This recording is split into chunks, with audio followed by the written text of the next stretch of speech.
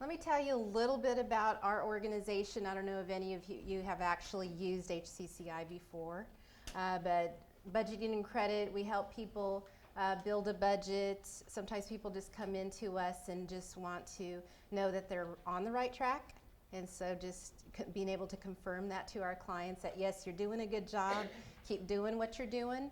Sometimes we get people in there that are, not sure how to start a budget. They're really lost. They don't know what to do. So we're able to give them the tools, the papers that they will need to start tracking their budget. We do pull credit reports where we're at. We do help with the tools that you would need for credit repair or credit building. We also do mortgage default counseling. We do see a lot of people, especially in the economy, in how it is, people in fear of losing their homes. So we talk a little bit with them about talking with the mortgage company, telling them what they may want to mention or what they need to do once they make that phone call. We also do reverse mortgage counseling. So anyone that's 62 years of age or older that is a homeowner, they're able to borrow the equity in their home to either live off of, take a vacation, make any renovations to their home. We also, of course, go out into the community, many different schools and organizations, and teach about the finances. Building. We have all sorts of different types of classes that we go out and teach. I could be here for a little bit just mentioning, all those classes. And we do offer bankruptcy services. We do the pre and the post bankruptcy classes and education. That is required by law before you file for a bankruptcy. We have a home ownership in Topeka. We do have the TOTO program, which helps people to become a homeowner, to achieve the dream. And again, that's income-based, but the name of the program is TOTO, which is called Topeka Opportunity to Own. We also have a tenant landlord department that helps people that are either renters that may have some issues with the landlord, maybe not being able to fix things in a timely manner, maybe a noisy neighbor. What do they do? What's the recourse there? And then also there is our website there, so if you want to check us out online, you're more than welcome to. So let's go ahead and get started here. First of all, to know your finances, you basically have to know what's coming in, what's going out. So budgeting is the key. First of all, you should always have, a goal. What kind of goal is going to be reachable for you? So maybe creating yourself a short-term goal, which is within 6 months to a year. When you go through the budget, there's also some wants and needs that you're going to be talking about. And you do want to include your family in on this, your spouse or your children. You'll be talking about your monthly income. What kind of income are you having to pull together? Do you have rental income? Do you have wages, Social Security? So those are the type of things you'd want to consider. Monthly and non-monthly expenses. The non-monthly expenses are really important to incorporate into your budget.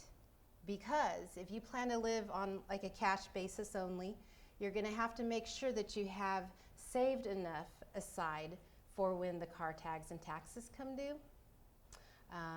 Gift giving, Christmas, birthdays. Those are just some examples of some non-monthly expenses. Debts. Who do you owe? What kind of liabilities do you have? Do you still owe on your home? Do you have any credit cards or medical debt out there? Credit building. What are you going to do to be able to create a better budget and to maybe start using credit if you want to become a homeowner or purchase a vehicle and you have to get a loan? You're going to have to make sure that you've got good credit in order to do that. Other resources for help. We actually offer, where we're at, resources in the community. We do have a Lawrence resource guide that we give out to our clients, and it kind of helps them to know who they would need to talk to about certain things. Maybe there's rental assistance that they're needing, or maybe utility assistance and so forth. But basically just being able to put it all together and make a plan for yourself. A few $100 at the right time can make a big difference. So we're going to talk a little bit about ways to save money, save for that rainy day or emergencies. Step number 1, always keep an extra $100 in your checking account. And one thing that we do talk about is you just never know if you're going to need to cover an overdraft. So we talk about overdraft, you know, you wouldn't have to worry about a bounced check and think, okay, that's just going to clear out my bank account and then I'm going to owe the bank. You may also want to consider overdraft protection and see how much your bank would charge for that. Always balance your account. So if all else fails, use the 1-800 number on your ATM card to make sure that you're keeping track of that balance in your account. Or online banking too. So if you're near your computer, I use that a lot. I'm on that thing every single day. If you don't have checking, think of other ways to keep a balance. Opening a money market account. Money market accounts aren't such a bad thing. I know right now with the economy, you can't really save a whole lot and expect to get something, you know, in return. But money market accounts can actually help you draw some interest on the balance that you hold. Also, having a prepaid credit or debit card. That could be nice because you have more control of how much you have in that account, and you're basically using your own money. Revolution, the Revolution Money Card is similar to a debit card. If you go online, you can find out a little more about this card, but they don't actually do any credit checks. And you're basically using your own money. It's kind of like a secured credit card.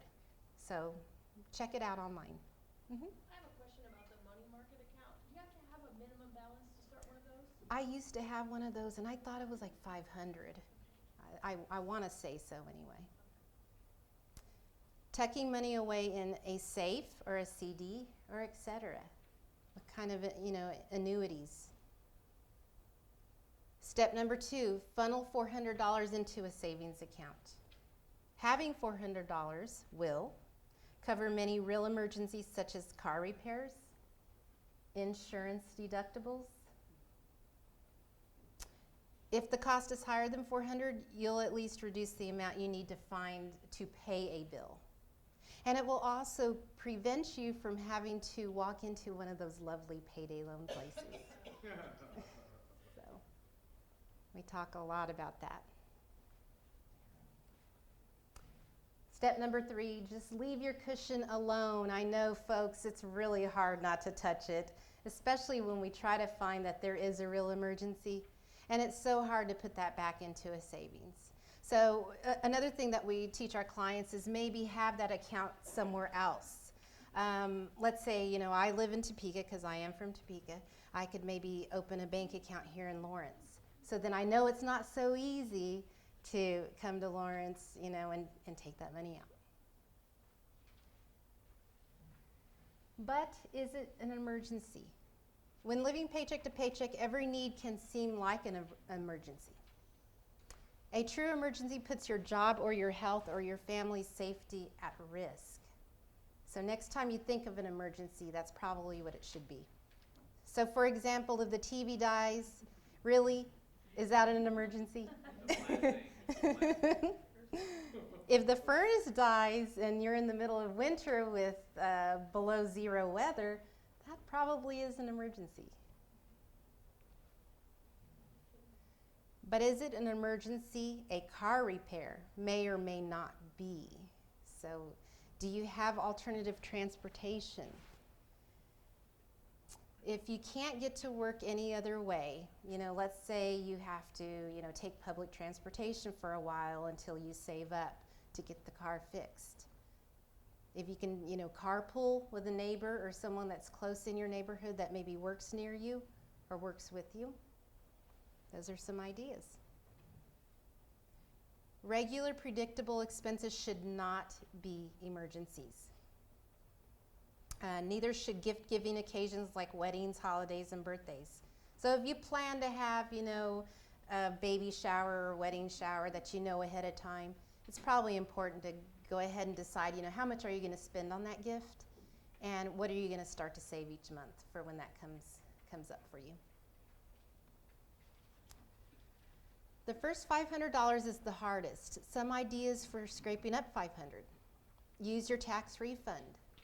Tax time is right around the corner, and maybe some of you have already filed your taxes, and hopefully most of you have gotten refunds. I see a lot of clients in my office that already say, well, I already have that spent before I even get it. So I do see a lot of people that actually do pay off some of their debts, though, when they do receive that tax refund.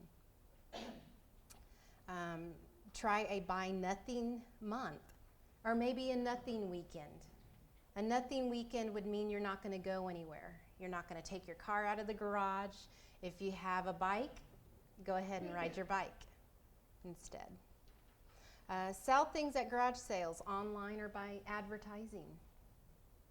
Save your change. I see a lot of times, people, come in with a can of pop, when I'm teaching bankruptcy classes or something like that.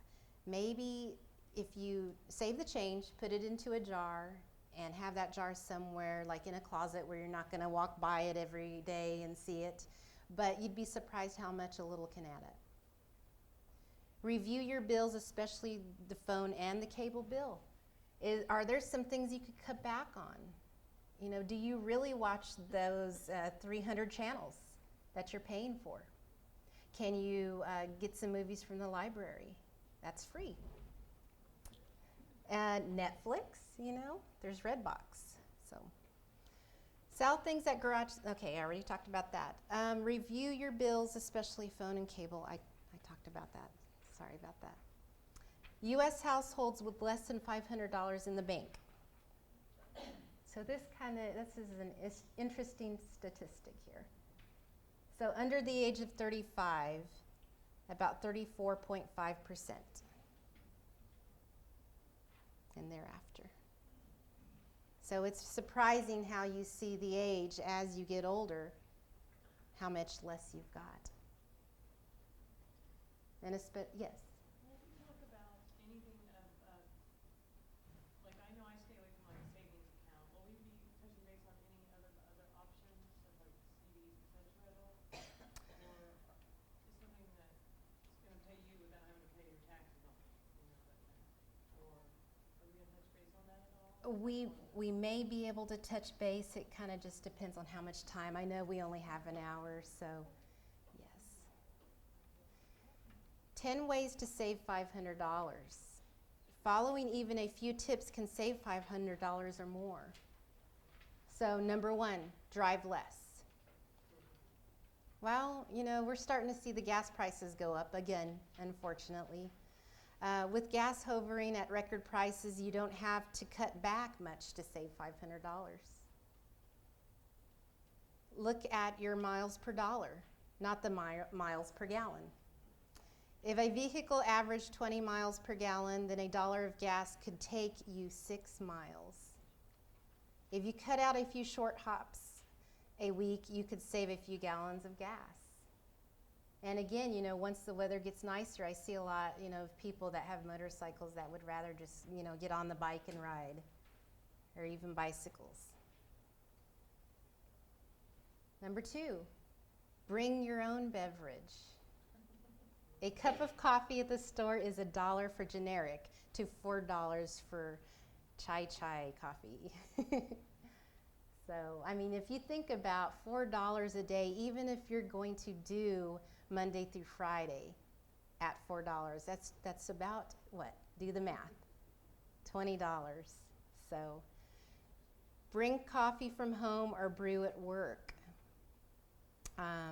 I know at my job, we basically have a sign-up list, and we take turns bringing in coffee. We share creamers, that sort of thing. It can really cut down on the cost.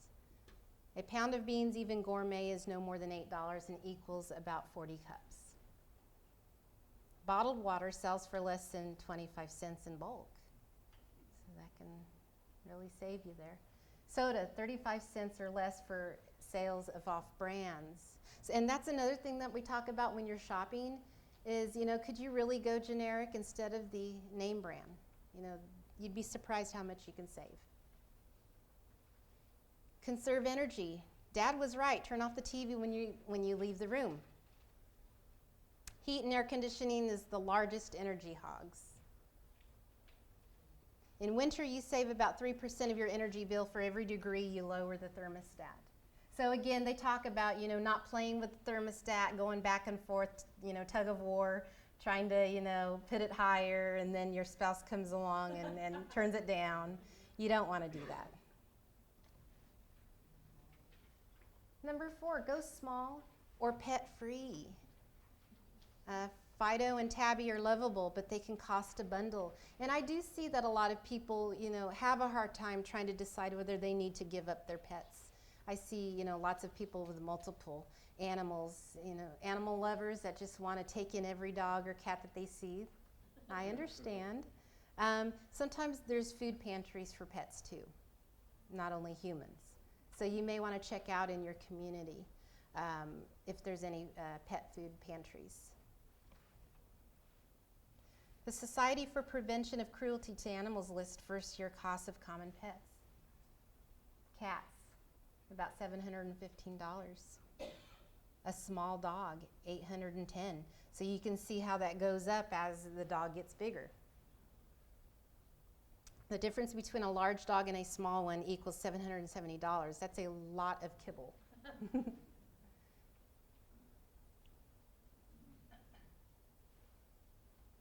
5, free is good. Take advantage of free activities or services that interest you. I'm sure you have a lot of those things here in Lawrence. I'm pretty sure you have a lot more than what we have there in Topeka. So there's so much more to do here. Gardening, hiking, concerts, and festivals. Those are a lot of things that when the weather gets nice, the community starts to have. Free movies, like I mentioned, the library's great for that. Books, reading's good. Trying to take your kids to the library instead of having them play on the electronics all day. Free food is available at open houses, art openings, and sometimes even in supermarkets. I don't know about here in Lawrence, but I know Topeka usually has like harvesters or like community places that will actually give out free food. So look out for that.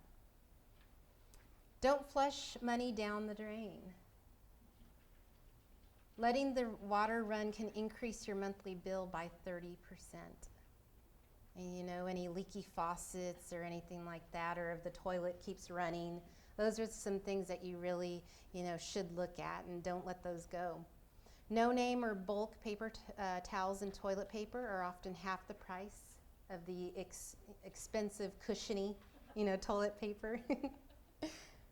Sometimes I hear a lot of people that, have Sam's Club memberships, and, if you have bigger families, it can be, real cost effective to shop at places like that. Limit the media. Cell phones, cable, and internet, they are all costs that did not exist 20 or 30 years ago. But again, like I said earlier, if you could look at some of those things, think about what could you cut back on. Talk to the kids about, the texting thing. I know we've had experiences with that in our household. I see a lot of people that actually are not going with the regular cell phone plan, but they're going with and it's usually through Walmart. It's like a GoPhone or something like that. So that can also help keep the cost down. Average internet is $35. So again, could you go to the library and use the internet? Cutting $50 a month out of this category could equal about $500 in less than a year. So there's a whole lot that you can save under these categories. So didn't you just hear me say that earlier? Who watches 300 channels anyway? The easiest way to cut costs is to take a deep breath and cancel everything. The next easiest way is to cancel all extras and just pay $20 a month for the basic service. If you want to watch a movie or TV series, go ahead and rent it. I know that, and if you have the internet, there's things like Hulu. I'm trying to think of, YouTube.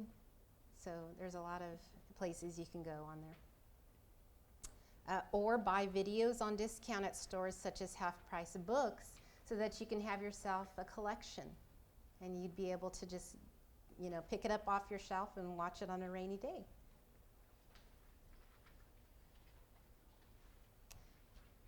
Next, examine phone service, especially your cell phone. If your phone is for short calls only, consider a pay-as-you-go plan.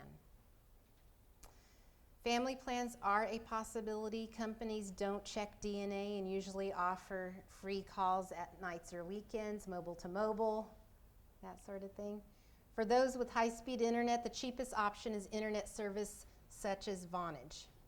Unlimited calls for $25 a month.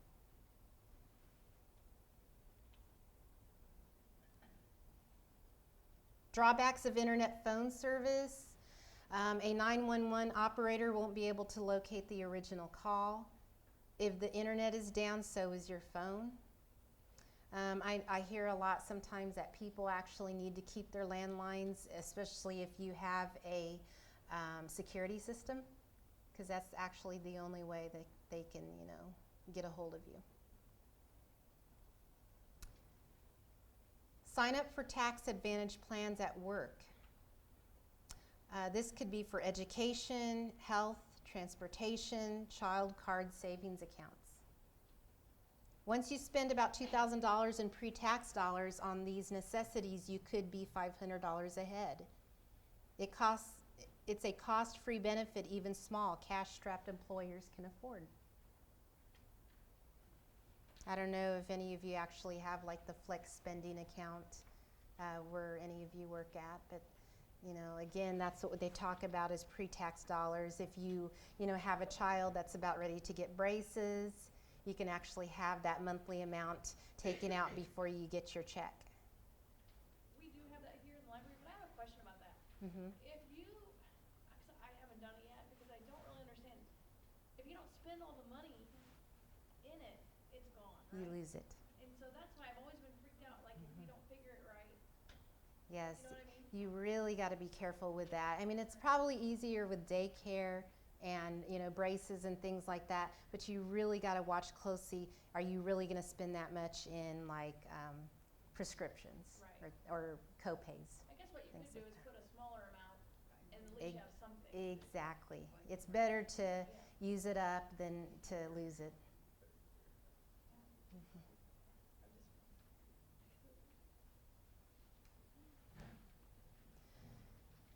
9, eat in. Replace your $20 trip to the restaurant with a large $7 carry-out pizza. Or better yet, buy pizza at the grocery store. Think about brown bagging or packing a lunch instead of going out to lunch. Maybe just saying that you're just going to treat yourself about maybe once a month, eating out at work. Don't bank on it. Try to pay credit card bills in full as soon as possible. And that's what we teach our clients when they want to build credit, is it's okay to go out and get a credit card. You want to just start with a small credit limit, be able to charge a little. You don't want to charge up to the max on that credit card. That can actually harm your score. I could probably go into detail more about this, but a lot of the credit stuff is real interesting. By avoiding credit card debt and paying off what you've accumulated as quickly as possible, you could cut in half the amount you spend to repay your credit card charges. So you'd be surprised how much interest can really add up. Suppose you owe about $4,000 on a credit card, and they charge you about 13% interest. If you pay 3 times the minimum 4% monthly payment, or about $480 a month, you'll pay off the card in 9 months and spend about $215 in interest. The final cost to repay $4,000 would equal about $4,215.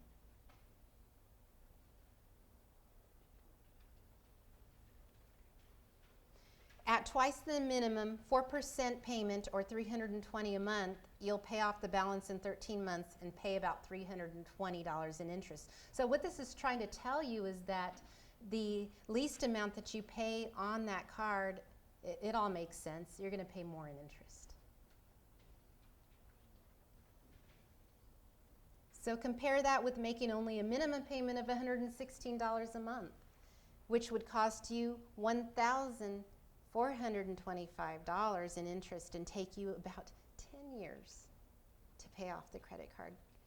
Now, with the new credit card law, if you open up your statements and really pay attention, most credit card statements will actually reflect this is how long it's going to take you if you only make the minimum payment. But this is how long it would take you if you paid up maybe a double payment on your credit card each month. So it kind of helps to point that out to people. Let's compare about $4,000 repayment one last time. For $480 a month for 9 months, you will have paid $4,215. At $320 a month for 13 months, you will have paid $4,320. And then just for the minimum $160 a month, $5,425.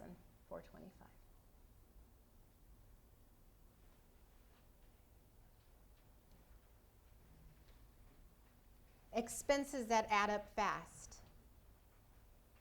Look at this. Look at the coffee at $1.38 for 260 weekdays through the year. You will have paid $360. Look at the cigarettes, the alcohol. Even bottled water at $1. $365 in a year.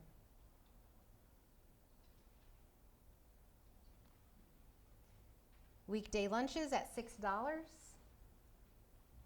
Monday through Friday, which equals about 50 weeks. That's $1,500.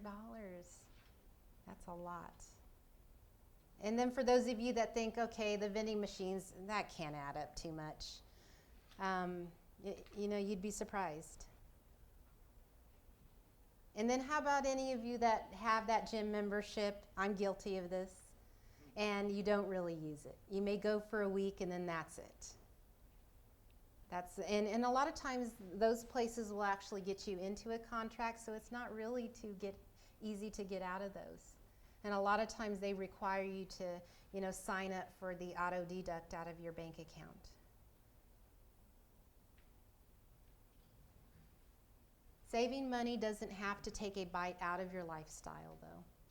Once you choose what expenses you can modify, you won't feel pinched because you're not giving up too much. So, what we tell our clients is you do have to keep some fun in the budget, but just be careful and know what you can, take out. And like I said, include the spouse. You have to include your children too. It's very important to teach the kids at an early age what money is really about. And I think, just going into the school systems, talking to some of the kids, and even adults that I visit with, from day to day, they always tell me, I wish we would have learned this when we were younger. Our parents always hid the finances from me. So all of you young parents out there, do that, reveal that kind of information to you. My children actually, I've, got some older kids, an 18 and a 14-year-old, and I actually show them the bills. So they have a better understanding of, okay, so that's why mom and dad say no. That's why I can't have those things. So it's so crucial in this economy. Does anyone have any questions? I kind of flew through this. I'm not clear on, first you said a $400 cushion, then you're talking about $500. So you meant $400 in your checking account for your cushion and $500 in a savings account? Actually, in your checking account, if you can at least keep about $100 in there and don't touch it, just in case you forgot about that check you wrote 2 months ago and then someone decides to go ahead and cash it. Just making sure that you're able to cover that so it doesn't bounce. And then the savings, you know, it could be anything you want, but safely, you know, you could have $400 or $500 that can easily save you from you know, a minor car repair in a savings account. Yes. Could I ask you to repeat the question, because when they're talking to the audience up front, we can only get parts of the words they're saying. We get your full answer, but we don't You know what can't the hear. original question was. I Could understand. I ask you to repeat that? Sure. Kind of join you in the same spot? Sure. Her question was, she wanted to know, you know, what was the right amount to have in a checkings and a savings. She was a little confused with the amounts we were talking about. And what we had mentioned was, you know, if you could at least keep $100 in a checking account, just in case, you know, you have some checks that you forgot you had written out, and then they decide, oh, we're going to go ahead and take these and cash them. And then at least you'd have that coverage there. And then savings, you know, we talk about, you know, about $400 to $500, having that in an emergency or reserve, that could really save someone. And like I say, I like to compare that to having $500 in the bank instead of having to go borrow a payday loan for $500.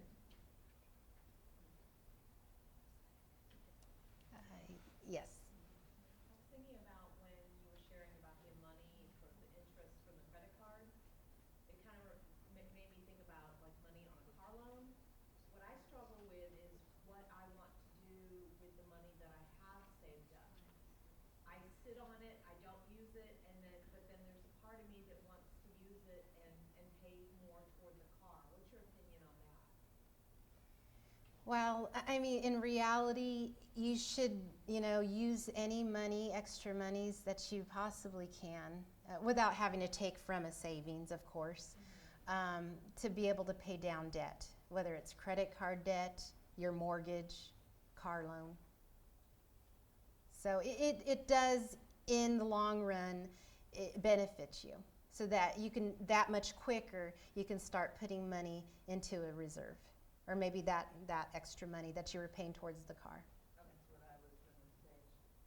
That's a kind of a tip, and what I taught one of my children was pay as much cash as you can, and then pay yourself back as if you were making a car loan of it.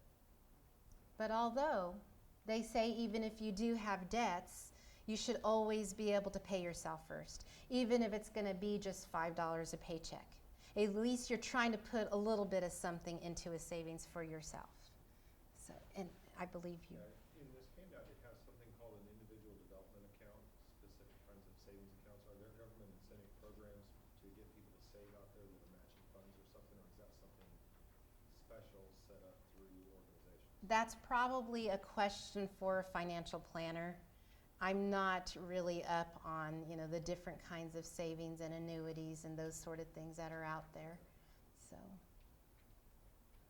Okay, the credit card is up to $4,000, and so if you don't pay 480 or whatever it said, you end up paying an extra 1,500. Well, they've said before, pay off your little credit cards and then go after your big credit cards. Sounds to me like you should go after your big credit cards first and pay tiny amount on the little ones. right. That's always a tricky thing for some people.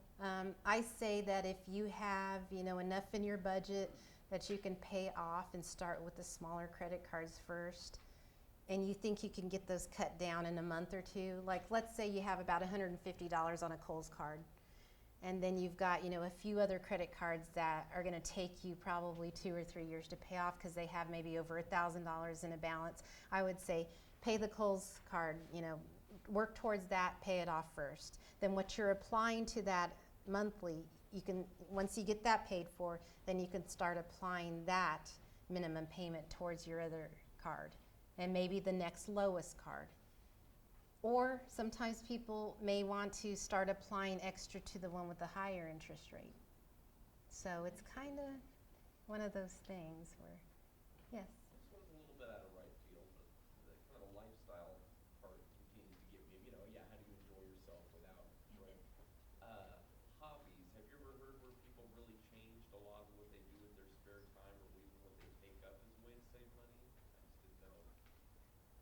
Wow, that's really a hard subject for people, especially when you have the husband and wife sitting in front of you, and neither one of them really want to give up those things because Well, they I don't say. know if you've ever seen situations where they said we saved a ton this way. I mean, for me, Mhm. little stuff like, yeah, the library ended up being something where I realized if I wanted to be kind of a shopping fiend, leave an armful of books, I could do it here and actually give them back and not pay anything. Right. Once they're late into a week. Even then, a couple months, yeah. Yes. It's kind of a mechanism for a shopping addict. You know, honestly, I don't see a lot of my clients that actually have a hobby. I think I've seen a lot of people that have actually had to give that up. I did see a lady today though that does crochet, but she says she has enough stuff at home that she never really has to buy anything. So it doesn't really cost her. I don't know, with me, I'm kind of a garage sale fiend. I don't know if that's a plus or a minus, because you spend more than you probably intend to, but you still usually get stuff a lot less expensive than Right. so. And then it can also make you feel like, well, wow, you know, I pay less for this, so I can probably get more. Yeah. And so, so, I know. yeah. And that's another thing, shopaholics. What do you recommend to shopaholics? Not that I'm waiting, stay home. I know we used to have a shopaholic, not really workshop, but people would meet, you know, once a week for that. It was never really a success. We had that going on in Topeka at our office. We would have, you know, one evening a week that people would meet. I think it's just one of those things where, you know, people have to decide, I'm ready to give this up. I'm ready to get the help. And sometimes they need someone else to make them accountable, be there right beside them to help them. So it's a hard subject to talk about. I just want to state that I did see in the other pamphlet, you do have some variety of the savings and whatnot that I was asking about, that kind of touch base on how they work a little bit. Mhm. And whatnot, I think. Right. So that was, Anju has created a lovely, you know, book here. Yeah, it is. It literally is.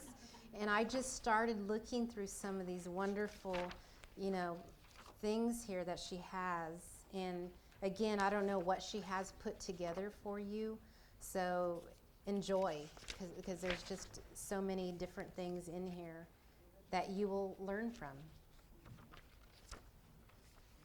This is kind of a out there question too, but why not? Mhm.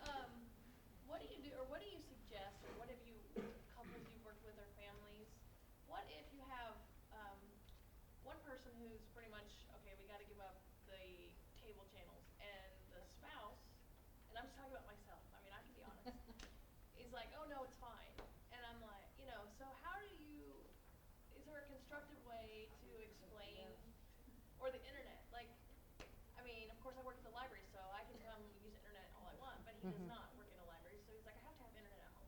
right. So just all of that and trying to get expenses, and the kids is a whole nother mess because they don't understand why you can't go to Target every day and buy something. Right. But do you have any advice in that field? Wow, it's a tough subject, having couples sitting in front of me, because I'm kind of the neutral person, and that's a lot of times when the wife or the husband, they feel free enough that, oh, I can say this because I've got someone right here. Right. They're not going to say anything, you know, about it. But oh boy, I don't know, compromising. Yeah. It's just like, I'll be willing to give this up. What are you going to be willing to give up? Well, then I was trying So. to see if you could tell if you cut the channels, you know, because I don't think he watches them. Right. But I don't want to be. I know. You know, I'm not a dishonest person, but it's like, Uh-huh. do we really need? Maybe we could just You cut might a try few. blocking them off of the remote first. And Pardon? see if you block them off the remote where Oh, they yeah, don't yeah. first and see if he notices and then can. It may be safer like Well, that. Some to-do list, you know, and then it'll say you're not subscribed. I bet I could do it for a while. He wouldn't notice. Mhm. And I noticed that I'll be able to take these home and show him Yeah. now, and he might get a little bit better on the page. So I'm not the only one then, the only wife that's I even feel the same way. Mhm. Yeah. I'm single, but so often you hear of a spender married to a saver. Uh-huh. And they hopefully help each other. I think it's normal in every couple. you're gonna have one that likes to spend more than the other, but, yes. Just a follow-up to her thing about the cable. I turned off the cable a couple of years ago because of the cost of it, because of all that. Mhm. I'm sorry. When I called Nology, back when Nology took over, I was hoping that they were gonna make a difference. And so I called them and said, okay, well, what if I just want these 10 channels? What will you charge me for that? And they said, we don't do a la carte yet because we don't have enough interest in the community. We have it in some of our other areas, but we don't have it here in Lawrence. So if we have more people contact Nology and say, we don't want your stupid packaging, we want the 10 channels, we want a baker's dozen of channels for this amount per month. The more people they hear that from, they said they'll put it in our area. Because they have it in other areas Aren't they where they want their required, service. aren't they required by the FCC to have a minimum package of just the broadcast network channels? It's a minimum, but what about adding Yeah, but that's you the, at a time and yeah, that's like the, you like your said. local station, so you have news and stuff, so that's gonna be part of it, period, but I'm with you, you know, I was watching like maybe 4 stations Mhm, mhm. and paying for 260, you know, game show network, I don't need it. Yeah. Some people do. And whenever those crocodile shows are on, who There cares? you go. But I- just, you know, technology's in our area, so if all of us sent them emails saying we want a la carte programming, maybe then they would do it in this area because they do it in their other areas, is what they told me. Mm, mhm. Well, I have 2 neighbors who put up an antenna, and then they get like 4 or 5 channels out of Kansas City, you know, a couple out of Topeka, 1 or 2. Oh, wow. And so Uh-huh. that's a one-time cost. For me personally, I don't have internet or cable or dish or an internet connection or a computer at my house. So when you have your top 10 list, like, well, those top 10 are already gone in my house. Like you were saying, I was not ready to marry somebody who Mhm. has dish and has internet and has the 17-year-old and the 14-year-old. And as I'm coming in, I'm going to be like, okay, I'm half of the pair that's paying for all this. Do Right. I want to pay my half into cable? Or, I mean, she has Dish Network. I'm like, oh, I don't want to pay for freaking Dish Network. But anyhow, the antenna thing is one way to get a thing. You're not going to get like Comedy Central or whatever, but. You were talking about the a la carte thing, and I definitely think that the cable companies would probably lose money going that route, only because, you know, they say if we keep things the way they are, that forces someone that if they have that favorite channel, they're just going to go and pay more to have the additional channels. That's my thinking, though. It's just, you know, a way to make money. There is a But- basic package, pardon me, because I work there. Oh, okay. I can't be specific about it because I'm not directly involved in residential sales, but there is a specific package where you do not need a digital cable box. You can plug straight in, and I believe it gets you up to channel 33. It might get you under 20 stations, but it's basic is the most basic, and I believe it is $29.99. You can't pick which 20. No. Right. It's gonna get you all the broadcast stations, so you don't have to handle it. Mm-hmm. Because that, what you're talking about too, it just depends on where your antenna's at, and you will have to buy an amplifier to run that antenna inside your house as well. And then you might be in Topeka's area, you might be in Kansas City's area. If you're up on a hill, you'll get better signal. If you're down in the valley, you'll get bad signal. It just kind of depends on where you're at, so that isn't, not everybody qualifies for that, so that's why it can work with into Boston. So that's my two cents, that's. Well, we got an antenna, I think, so we get a few channels, and it's not, I know it's not a 100% thing, but there are some sites, I believe, because we saw one where you could put in your address, and I don't remember if it was through the FCC or not, but they could give you an estimate of how many channels you pick up on a box. I mean, I think that varies a lot by how high or low you are, but at least it tells you if you're even in the ballpark of certain channels. So for what's that, whatever that's worth. And we got a secondhand TV that was within probably what, the last 5 years, last 5 or 10 years, and it had the so we had to buy the antenna, but it already had the receiver built in. So that was just worth knowing what model it was, so we could look us think about it. Mhm. Off the cable TV topic, 2 things that I do that may or may not work for people, thinking about your having extra money in your checking account, I just write it out. I never use the balance that comes from the bank unless I'm balancing my statement. I use what's my running balance in my checkbook.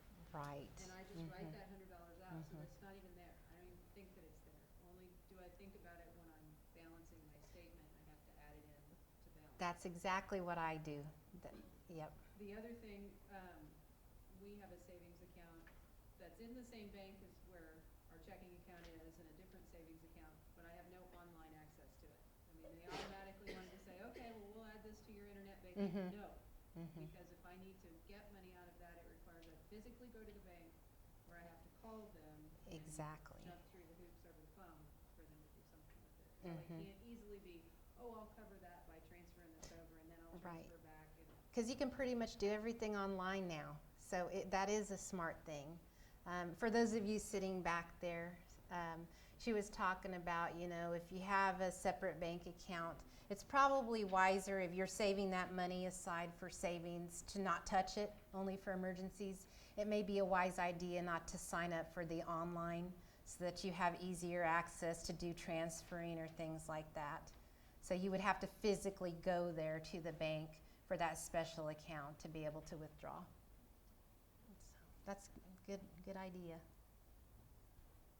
Any other questions? Yes. I've missed a couple of questions, so forgive me if this has already been mentioned, but, so far I haven't heard any mention of free cycle, and the use of free cycle to manage expenses, and to also, gather equipment, tools, supplies, materials for hobby, sew or knit, or refinish furniture, or Mhm. DIY electronics, or even if you're running some old garage sale, you don't have a lot of garage saleable items. Our Mhm. local free cycle, I can't speak for all of them because they have different policies, but our local Lawrence free cycle does allow for the resale of free cycle items. So if someone's offering something that you think could be of value and sell it at a sale, you can request them and throw it at the corner of your garage until you try it out. So Okay. Is this a website or something? it's a nationwide organization with local groups throughout really all over the United States. It is a .com, freecycle.com. It's freecycle.org. Freecycle.org? That right, you advertise something and somebody will come and pick it up, because I did have one piece of monitors, you're just not allowed to charge for it, so they will pick it up. Right. Which is great for me, because I had items I need to get rid of, somebody else wanted it super. Oh, it's perfect, yeah, you don't have to pay for disposal of it, Sure. if they're being used, if they're being thrown away, things that are, like, I just recently posted on, I sewed, and I wanted some cherry cloth fabric, so I requested old grown towels, even if it's got holes in space or whatever, I would just not use that portion of the fabric, I didn't have to buy any material for it, I don't think I've ever bought material for anything, I still need to touch that. Okay. So that's really good. That's a really good resource. So you said it's freecycle.org. Okay. So if any of you that want to write that out, freecycle.org. Free. F-R-E. F-R-E-E. Instead of recycle, free cycle. Well, it ties in too, if you do wanna get rid of stuff, but you don't wanna be driving around, or like you said, I had 2 monitors that were big, but they were usable. I would have had to pay a fee most places to get rid of them. Mm-hmm. You can limit it per area, so if you don't have transportation, you can say, I need this for 1 foot, but I live in this area and I'm on foot, or I only have bicycle transportation, or this deal on bus route, or what have you. Or, if people are willing to deliver, Mhm. there are ones that we just won't deliver. Right. But yeah, I mean, I've gotten England, I've outfitted that my home for free cycle. I'm probably giving away quite a few, Mm-hmm. It's a great way to have something just to kind of get you by as well, until you can afford to upgrade to something cheaper. Well, thank you for sharing that. Good information. Yes. I was just gonna add another thing about the recycling programs too, is if you're a cleaner and it's the end of the season, you wanna get some parts that are just basically finished. You can go out and pick up, an apple tree that they normally provide. Okay. So fruit, free food. Free food. Fruit. If you're looking for, if you're wanting to, if you have an apple, if someone out there has an apple tree and you're wanting to make some apple pies, you can, search for some apples or, food. Gardening. Extra seeds, bulbs, if you want to start a garden, Okay. I have a lot of friends who invest in some bulbs and, Don't we get away, you know, rusty paper shuttle way back in the beginning of the fifties and sort of that.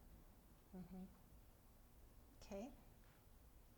Yes, You mentioned earlier that some banks have, special savings accounts that let you save for a particular thing, like Christmas or vacation or anything like that. mm-hmm. Do you know of any here in Lawrence, or is that something we just need to call the bank and ask, Y- or is it advertised? You would probably want to call the bank. Sometimes if you belong to like a credit union, you'll get like newsletters, and it will, like if there's a holiday like Christmas coming around, it will mention, you know, would you like to save for, you know, a Christmas account? You know, the bank can actually pull that automatically so you're not missing that, and tuck away savings for, you know, next Christmas or something like that. Yes. I'll make a couple of comments. If you look in your kids' school newspaper from your local grade schools here in town, there are several banks and credit unions that are encouraging kids to set up savings accounts, and they will put a matching amount of money to start it, so their $5 becomes $10 for them to see. Oh, okay. Also, in defense of Knology, Knology has some discounts programs that people can get a discounted rate for their cable vision and their phone service if they wish to use it. I talk a lot to people about that because they don't seem to be making good use of it. So if you've got free and reduced lunches, you get a discount rate if kids receive free and reduced lunches. If you're on Social Security, if you get Medicare, if you get Medicaid, you go into their office and you prove that you get those services, and then your cable has a discount formula in it, so you are paying less in defense Okay. of knowledge. Okay, I'm not familiar with Knology at all. I mean, I go through Cox Communication. Mm-hmm. And I think you will probably find that in the majority of locations, such as the free government cell phone Okay. program, et cetera. And part of that is to teach technology into more use of hands Mm-hmm. that may have less income. Okay. Yes. Also, they do free internet as well as part of their free phone line if you're on social security. Within a or- certain income guideline. Okay. Yes. I was just gonna say, we have about 5 minutes left, and I forgot to mention that I do need you guys to fill out the evaluations. Yes. That are in the very back of the packet. They're in the very back of the packet of the, not the PowerPoint, but the other one. And it's duplicated, it's the same evaluation, so you can just do the top or the bottom one for, Teresa. Sorry, but I wanna make sure that Definitely. it's very important, those evaluations. Not on the back of the other packet, yeah. The packet that's not the PowerPoint. Yeah. Oh. We also have, just to mention, general resources for the community. United Way 211 is actually a good resource to connect you with the right people and the right help that you need if you're uncertain of what kind of help is out there in the community. So again, just pick up the phone, dial 211. Here in the city of Lawrence, you can go to the website here for council.